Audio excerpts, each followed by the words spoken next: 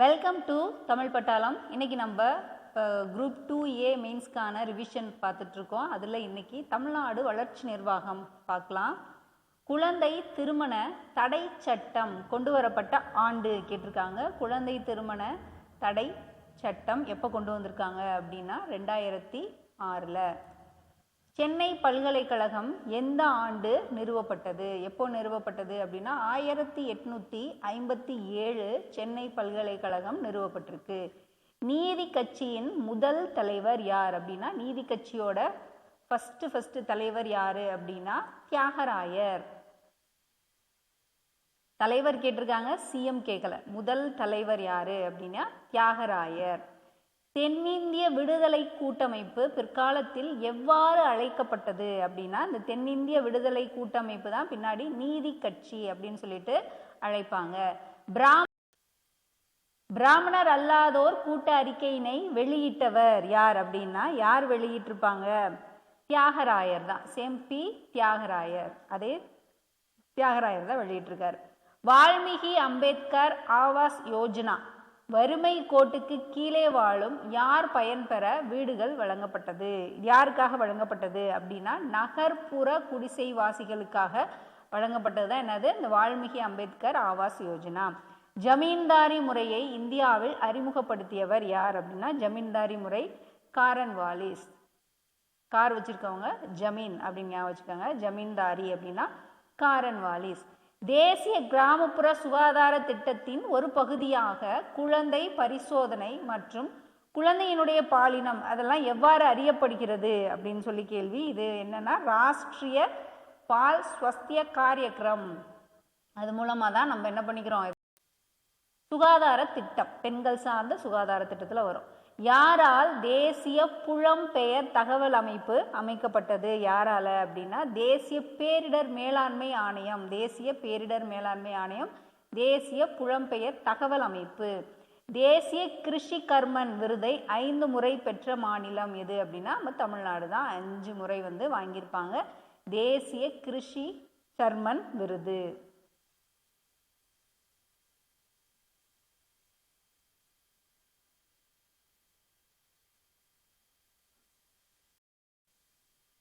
எந்த நாட்டின் நிதி உதவியுடன் தமிழ்நாடு நகர சுகாதார திட்டம் செயல்படுது அப்படின்னா, எந்த நாட்டோட நிதி உதவி? ஜப்பான் நாட்டோடது. தமிழகத்தில் 3ஆம் பாலினத்தவர் தம் ஓய்வூதிய திட்டத்தின் பயனாளியின் வயது வரம்பு எத்தனை வயதுக்கு மேல் அப்படின்னா 40 வயதுக்கு மேல் இந்த 3ஆம் பாலினத்தவர் கூடிய ஓய்வூதிய திட்டம். சாக்ஷர் பாரத் அப்படின்னா பெண் கல்வி. சாக்ஷர் பாரத்னா என்னது? பெண் கல்வி. ராஷ்டிரிய மத்தியமிக் சிக்ஷா அபியான் RMSA அப்படின்னு சொல்றாங்களே, அது இடைநிலை கல்வி. சர்வ சிக்ஷா அபியான் SSA தொடக்க கல்வி. இந்திய தொழில்நுட்ப நிறுவனம் உயர்கல்வி. பார்த்துக்கங்க, சாக்ஷர் பாரத் பெண் கல்வி, ராஷ்டிரிய மத்தியமிக் சிக்ஷா அபியான் இடைநிலை கல்வி, சர்வ சிக்ஷா அபியான் தொடக்க கல்வி, இந்திய தொழில்நுட்ப நிறுவனம் உயர்கல்வி. அப்போ 4 1 2 3. இந்தியா 2018ஆம் ஆண்டு எந்த பயிரின் தேசிய ஆண்டாக கடைபிடித்தது அப்படி சொல்லி கேட்டிருக்காங்க. 2018 திணை ஆண்டு. தமிழ்நாட்டில் இரத்த சோகை முக்த் பாரத் திட்டம் எந்த ஆண்டு தொடங்கப்பட்டது? இரத்த சோகை முக்த் பாரத் திட்டம் 2018. இந்த சர்வ சிக்ஷா அபியான் திட்டத்தினுடைய நோக்கம் என்ன அப்படின்னு கேட்டிருக்காங்க. என்ன நோக்கத்துக்காகனா பொது கல்வியுடன் ஆசிரியர் கல்வியை இணைக்கணும். பொது கல்வியோட ஆசிரியர் கல்வியை இணைக்கிறது தான் என்னது? சமக்ரா சிக்ஷா அபியான் அப்படிங்கிறது என்னது? பொது கல்வியோட ஆசிரியர் கல்வியை இணைக்கணும். மனித மேம்பாட்டு குறியீட்டில் அதிக புள்ளிகளை பெற்ற நாடுகளை மேலிருந்து கீழாக எழுதணும். நம்ம இதில் அப்படியே புக்கில் என்ன பண்ணியிருப்பாங்க, கொடுத்துருப்பாங்க. ப்ரீவியஸ் இயர் கொஸ்டின்னா 2000 அவங்களே என்ன பண்ணியிருப்பாங்க, சேம் புக் கொஸ்டின்னால அதே 2016ஆம் ஆண்டின் அப்படின்னு சொல்லிட்டு என்ன பண்ணியிருக்காங்க, கேட்டிருக்காங்க. ஃபஸ்ட்டு என்ன வருது அப்படின்னா, நான் ஆப்ஷன் உங்களுக்கு சொல்லிடுறேன். 1 4 2 3. இப்போ ஃபஸ்ட்டு நார்வே வரும். ரெண்டாவது Australia. First Norway, second Australia, 3 Switzerland, 4 India. நாலுமே பார்த்துக்கோங்க. தமிழ்நாடு மாநில உயர்கல்வி மன்றம் எப்போது தொடங்கப்பட்டது? தமிழ்நாடோட மாநில உயர்கல்வி மன்றம் 1992 வந்து தொடங்கியிருப்பாங்க. மலை அணில் வனவிலங்கு சரணாலயம். மலை அணில் வனவிலங்கு சரணாலயம் எங்க இருக்கு? விருதுநகர்ல இருக்கு. மலை அணில் வனவிலங்கு சரணாலயம் எங்க இருக்கு? விருதுநகர்ல இருக்கு. இப்போ தமிழ்நாட்டின் மான்செஸ்டர் அப்படின்னு எதை சொல்றாங்க? கோயம்புத்தூரை சொல்றாங்க. தமிழ்நாட்டின் மான்செஸ்டர் அப்படின்றது கோவையை வந்து குறிப்பிடுறாங்க. எந்த ஆண்டை பன்னாட்டு எழுத்தறிவு வருடம் அப்படின்னு சொல்லி அறிவிச்சிருப்பாங்க? அது எந்த ஆண்டு அப்படின்னு கேட்குறாங்க. 1990. தமிழ்நாட்டில் அதிக எழுத்தறிவு கொண்ட மாவட்டம் எது அப்படின்னா, அதிக எழுத்தறிவு கொண்ட மாவட்டம் கேட்டிருக்காங்க. இதெல்லாமே நம்மளுக்கு என்ன பண்ணியிருப்பாங்க? பாக்ஸ் போட்டு கொடுத்துருப்பாங்க. அதிகமான எழுத்தறிவு விகிதத்துலேருந்து கம்மியான எழுத்தறிவு விகிதம் வரைக்கும் என்ன பண்ணிக்கோங்க, இதெல்லாம் நீங்கள் டீட்டெயிலாக படிச்சுக்கோங்க. அப்போ அதிக எழுத்தறிவு விகிதம் எதுன்னு கேட்டிருக்காங்க? கன்னியாகுமரி. குலக்கல்வி முறையை கொண்டு வந்தவர், குலக்கல்வி முறை யார் கொண்டு வந்திருக்காங்க? ராஜாஜி. அண்ணாமலை பல்கலைக்கழகம் எப்போது தொடங்கப்பட்டது? ஆந்திரா பல்கலைக்கழகம், அண்ணாமலை பல்கலைக்கழகம் படிச்சிருப்பீங்க இல்லையா? அண்ணாமலை பல்கலைக்கழகம் வந்து 1929 வந்து என்ன பண்ணியிருப்பாங்க? தொடங்கியிருப்பாங்க. தமிழ்நாட்டில் மிக நீளமான தேசிய நெடுஞ்சாலை எது அப்படின்னு கேட்டிருக்காங்க. தமிழ்நாட்டில் பெருசு எது அப்படின்னா NH44 தான் நீளமான தேசிய நெடுஞ்சாலை. ஓசூர்ல இருந்து கன்னியாகுமரி வரைக்குமே 6272 கிலோமீட்டருக்கு வந்து போகும். அதுதான் என்னது? மிக நீளமான தேசிய நெடுஞ்சாலை அப்படின்னு சொல்லிட்டு அதை வந்து குறிப்பிட்டிருப்பாங்க. வாழ்க்கை தர குறியீட்டெண்ணை உருவாக்கியவர் யாரு அப்படின்னா, வாழ்க்கை தர குறியீட்டு எண் டி மோரிஸ். இந்தியாவில் மிக பழமையான பெரிய அளவிலான தொழில், பழமையான தொழில் என்ன தொழில்? பருத்தி தொழில். பழமையானது பருத்தி தொழில். நிலக்குத்தகை சீர்திருத்த சட்டத்தின் குறிக்கோள். நிலக்குத்தகை சீர்திருத்தம் எதுக்கு கொண்டு வந்திருக்காங்கன்னா, அந்த இடையில இருக்கக்கூடிய இடைத்தரகர்களை நீக்கணும் அப்படிங்கிறதுக்காக கொண்டு வரப்பட்டதான் என்னது? நிலக்குத்தகை சீர்திருத்த சட்டம். தமிழ்நாடு வீட்டு வசதி வாரியம் மற்றும் தமிழ்நாடோட நகர்ப்புற வாழ்விட மேம்பாட்டு வாரியம் உருவாக்கப்பட்ட ஆண்டு எப்போ அப்படின்னா, இந்த தமிழ்நாடு வீட்டு வசதி வாரியம் 61, தமிழ்நாடு நகர்ப்புற வாழ்விட மேம்பாட்டு வாரியம் 1900. உலக இளைஞர் திறன் தினம் கொண்டாடப்படுகிற நாள் எப்போ அப்படின்னா, உலக இளைஞர் திறன் தினம் எப்போ கொண்டாடப்படுது? ஜூலை 15. ஜூலை 15ல். தமிழ்நாட்டில் குறைந்த எழுத்தறிவு விகிதம் கொண்டது வந்து தருமபுரி. இப்போ அங்கே அதிகமானது கன்னியாகுமரி அப்படி சொல்லி பார்த்தோம் இல்லையா? இப்போ கம்மியானது எது அப்படின்னா தருமபுரி. ஸ்பிக் அமைந்துள்ள இடம் எங்கே அமைஞ்சிருக்கு அப்படின்னா தூத்துக்குடியில் வந்து அமைஞ்சிருக்கு. ஸ்பிக் எங்கே அமைஞ்சிருக்கு? தூத்துக்குடியில் அமைஞ்சிருக்கு. ஜனனி சிசு சுரக்ஷா காரியகிராம் திட்டத்தில் பயன்படுத்தப்படக்கூடிய தொலைபேசி சேவை கேட்டிருக்காங்க. 102. ஜனனி சிசு சுரக்ஷா, ப்ரெக்னெண்ட்டாக இருப்பாங்க, அம்மா குழந்தைய காப்பாற்றணும் அப்படின்னா இலவசமாக மருத்துவமனையில் சேர்க்கறதுக்காக என்ன பண்ணுவாங்க?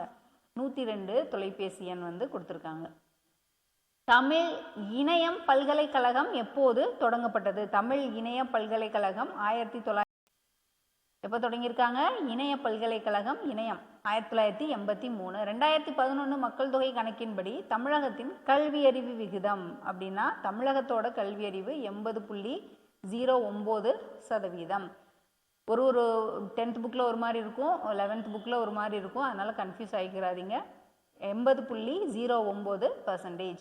தமிழ்நாட்டில் மருத்துவமனைகள் 3 அடுக்கு உடல்நல அடிப்படை கட்டமைப்பை வந்து கொண்டிருக்கு அப்படிங்கிறது சரிதான். அது என்னென்னா மருத்துவமனைகள், ஆரம்ப சுகாதார நிலையங்கள், அப்புறம் சமூக நல வாரியங்கள், சமூக நல மையங்கள் இருக்கும் இல்லையா? இது 3மே என்ன பண்ணியிருப்பாங்க? கொடுத்துருக்காங்க.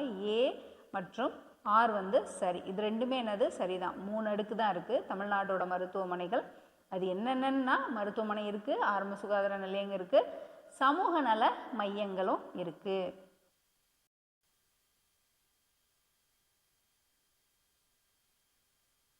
அடுத்து ஒரு சுரங்கம் எங்கெங்கே இருக்குது? இப்போ நெய்வேலியில் என்ன சுரங்கம் இருக்குது? நெய்வேலி பழுப்பு நிலக்கரி சுரங்கம். சேலம்னாவே மாங்கனி ஞாபகம் வச்சுக்கோங்க. அப்போ மாங்கனீசு சுரங்கம். காடு பாக்சைட் சுரங்கம்.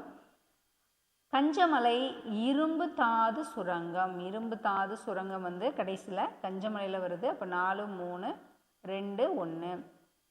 தமிழ்நாடு தனியார் பள்ளிகள் ஒழுங்குமுறைப்படுத்துதல் சட்டம் கொண்டு வரப்பட்ட ஆண்டு எப்போ அப்படின்னா 2018 வந்து கொண்டு வந்திருக்காங்க. தமிழ்நாடோட தனியார் பள்ளிகள் இருக்கு இல்லையா, அதை ஒழுங்குமுறைப்படுத்தக்கூடிய சட்டம் 2018.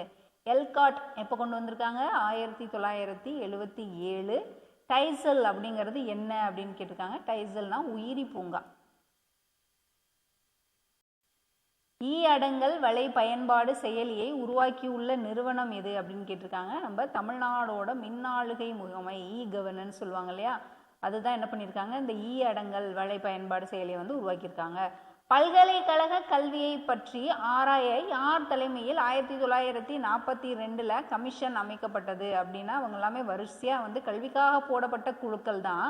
ஆனால் பல்கலைக்கழக கல்வியை பற்றி ஆராய்வதற்காக அப்படின்னு சொல்லி கேட்டிருக்காங்களா. அப்போ நமக்கு தெரியலை அப்படின்னாலும் ஸ்டார்டிங்கில் வந்து 1948 தான் ஆரம்பிச்சிருப்பாங்க. ராதாகிருஷ்ணன் குழு தான் என்ன பண்ணியிருப்பாங்க, பல்கலைக்கழக கல்வியை பற்றி ஆராயறதுக்கு அமைச்சிருப்பாங்க. முதல் தேசிய கல்விக் கொள்கை கொண்டு வரப்பட்ட ஆண்டு முதல்ல எப்போ ஆரம்பிச்சிருப்பாங்க? 1968. தமிழ்நாட்டில் மிக குறைவான நீளங்களை கொண்ட தேசிய நெடுஞ்சாலை, அங்கே அதிகமானது NH44 அப்படி சொல்லி பார்த்தோமா. அப்போ குறைவானது எது அப்படின்னா NH785 தான். இதுதான் என்னது, மிக குறைவான நீளங்களை கொண்ட ஒரு தேசிய நெடுஞ்சாலை அப்படின்னு சொல்லியிருக்காங்க. மதுரையிலேருந்து நத்தம் வரைக்கும் 38 கிலோமீட்டர் தான். அது எப்படி சொன்னோமோ அதே மாதிரி தான் இதுவும். எத்தனை கிலோமீட்டரு அப்படிங்கிறதையும் பார்த்துக்கோங்க, 38 கிலோமீட்டர். 1983 தொடங்கப்பட்ட ஒரு அமைப்பு, எந்த அமைப்பு அப்படின்னா சமூக நலத்துறை.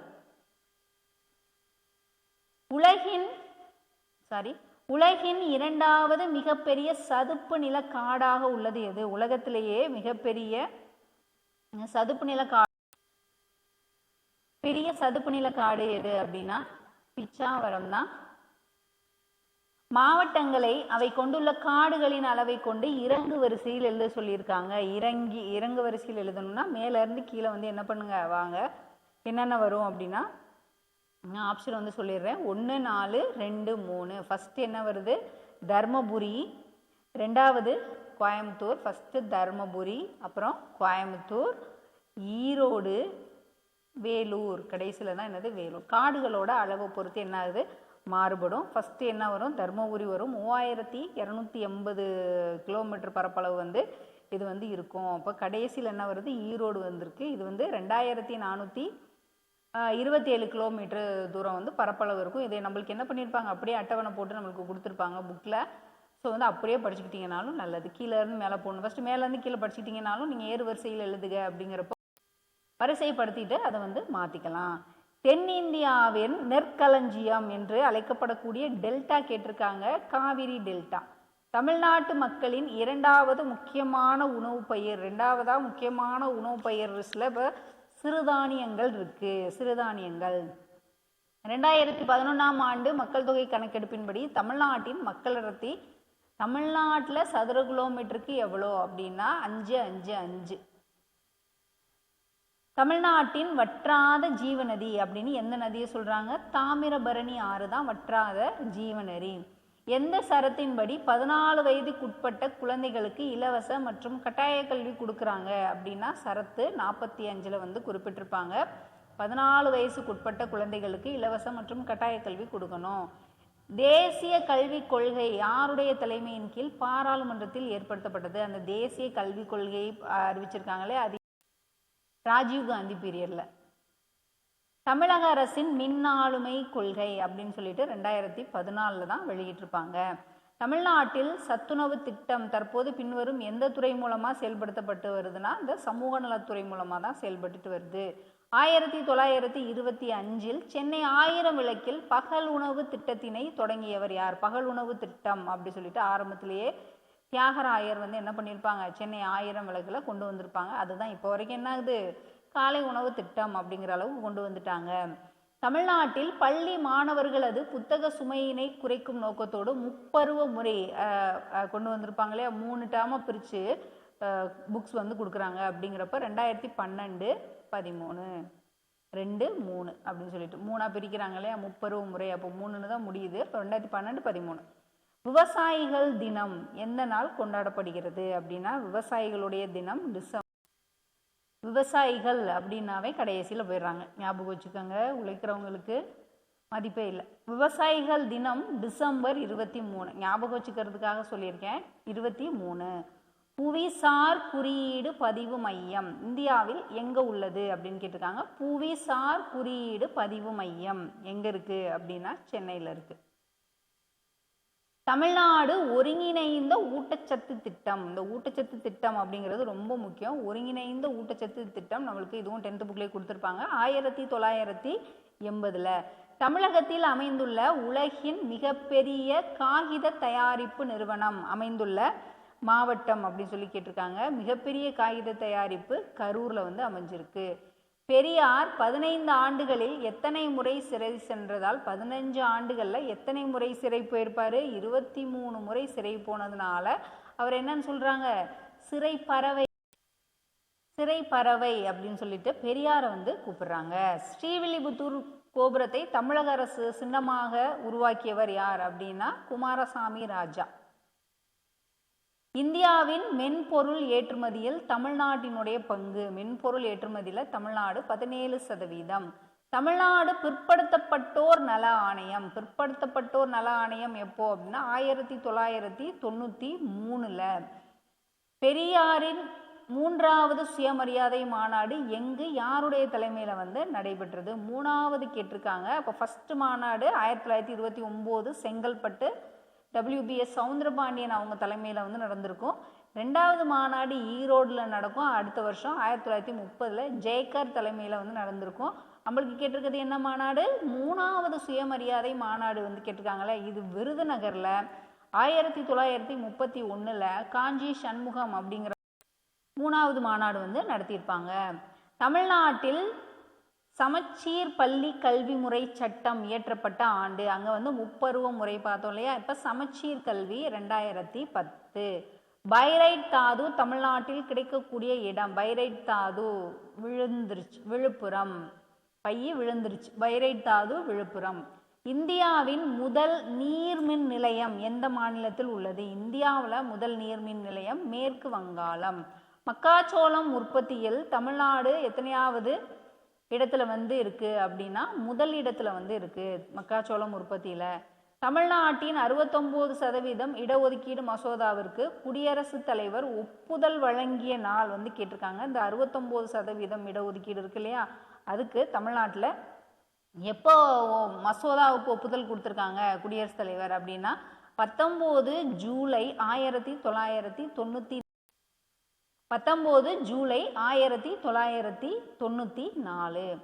கீழ்கண்ட அரசில் முக்கிய திட்டங்களை கொண்டு வந்தவர் யார் அப்படின்னு சொல்லி கேட்டிருக்காங்க. என்னது? சென்னையில் அண்ணா பல்கலைக்கழகம் தொடங்கப்பட்டிருக்கு. கிருஷ்ணா நதியிலிருந்து குடிநீர் கொண்டு வருவதற்காக ஆந்திர அரசோட ஒரு ஒப்பந்தம் பண்ணியிருக்காங்க. கிராம ஊழிய முறை ஒழிக்கப்பட்டு கிராம நிர்வாக அதிகாரிகள் நியமனம் நடந்திருக்கு. தமிழகத்தில் 10+2+3 அப்படிங்கிற கல்வி முறை